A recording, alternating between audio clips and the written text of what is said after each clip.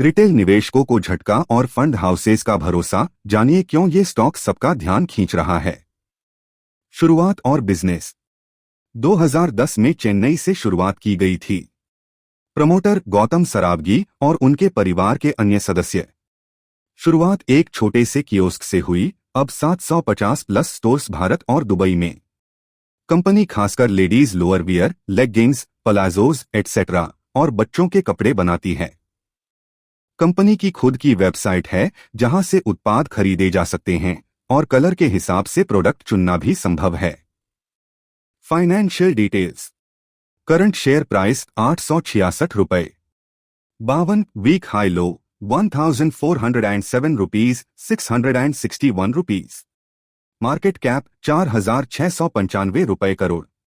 Face value 10 rupees, book value 121 rupees. Sector PE 93.27, stock पे 50.23 महंगा माना जा सकता है। रोज 14.9%, रो 14.4%। रेवेन्यू और प्रॉफिट ग्रोथ। 5 साल में सेल्स ग्रोथ 17%, 3 साल में 28%। 5 साल में प्रॉफिट ग्रोथ 12%, 3 साल में 39%। 2025 में रेवेन्यू 848 रुपये करोड़, प्रॉफिट 94 रुपये करोड़। हर साल और हर क्वार्टर में कंपनी मुनाफा कमा रही है। Q4 में बेहतरीन प्रदर्शन।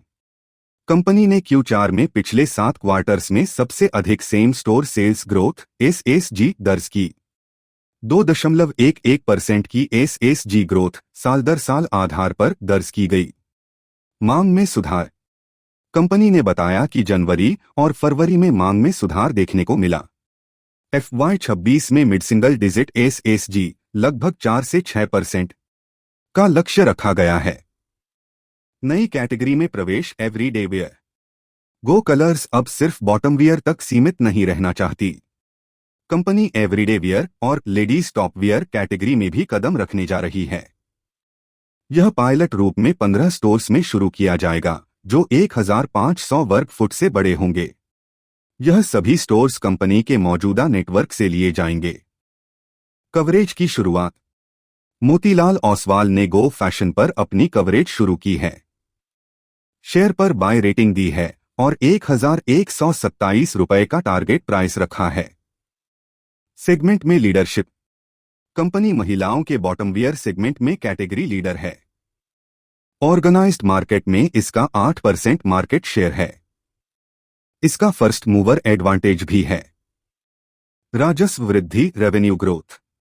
मोतीलाल ओसवाल के अनुसार FY25 से FY28 तक कंपनी की रेवेन्यू ग्रोथ केगर 16% रह सकती है। मांग में रिकवरी को भी इसमें सहायक माना गया है। EBO exclusive brand outlets. EBOs से मुख्य रेवेन्यू ग्रोथ की उम्मीद है। EBOs से FY25-28 तक 18% केगर ग्रोथ की उम्मीद जताई गई है। मार्जिन स्थिर रहने की उम्मीद। 30% के आसपास ग्रोस मार्जिन्स बने हुए हैं। कच्चे माल की कीमत स्थिर है, जिससे मार्जिन्स में 100-150 बेसिस पॉइंट्स की बढ़त हुई है। रेंट और सैलरी 2 बड़े खर्च हैं, लेकिन सकारात्मक SSG से इन पर नियंत्रण रखा जा सकता है। स्टोर विस्तार की योजना। FY26 में कंपनी का लक्ष्य कम से कम 120 नए स्टोर्स खोलने का है। FY25 में 104 स्टोर्स खोले गए और 42 बंद किए गए, यानी नेट एडिशन 62 स्टोर्स का रहा। FY26 में स्टोर कंसोलिडेशन नहीं के बराबर रहेगा। अंतर्राष्ट्रीय विस्तार, ग्लोबल एक्सपांशन। कंपनी दुबई में पहला इंटरनेशनल स्टोर खोल रही है, जो 30 जून से पहले शुरू होने की उम्मीद है। अपैरल ग्रुप के साथ साझेदारी में मिडिल ईस्ट में विस्तार किया जा रहा है। यह एक पायलट प्रोजेक्ट है और फिलहाल कोई बड़ी उम्मीद नहीं रखी जा रही। Fundamental analysis, share holdings. Promoter की होल्डिंग 52.79% है, जिसमें कोई बदलाव नहीं हुआ है। प्रमोटर द्वारा 17.38% शेयर प्लेज किए गए हैं। FII की होल्डिंग 11.97% और DII की होल्डिंग 32.86% है। पब्लिक होल्डिंग लगातार कम हो रही है। यह संकेत करता है कि शेयर कम वोलाटाइल होगा। Average selling price ASP। Bharat में ASP 750800 के बीच बना हुआ है। आने वाले समय में ASP में 2-3% की सालाना वृद्धि होने की उम्मीद है, वो भी प्रोडक्ट मिक्स के कारण, ना कि दाम बढ़ाने से। कंपनी की ताकतें, स्ट्रेंथ्स। फैशन इंडस्ट्री में प्रसिद्ध ब्रांड, महिलाओं के परिधान की मजबूत डिमांड, दुबई में भी कारोबार की शुरुआत, online platform GoColors.com, D2C direct to customer market में 8% की हिस्सेदारी। कमजोरियां बटा जोखिम, रिस्क्स।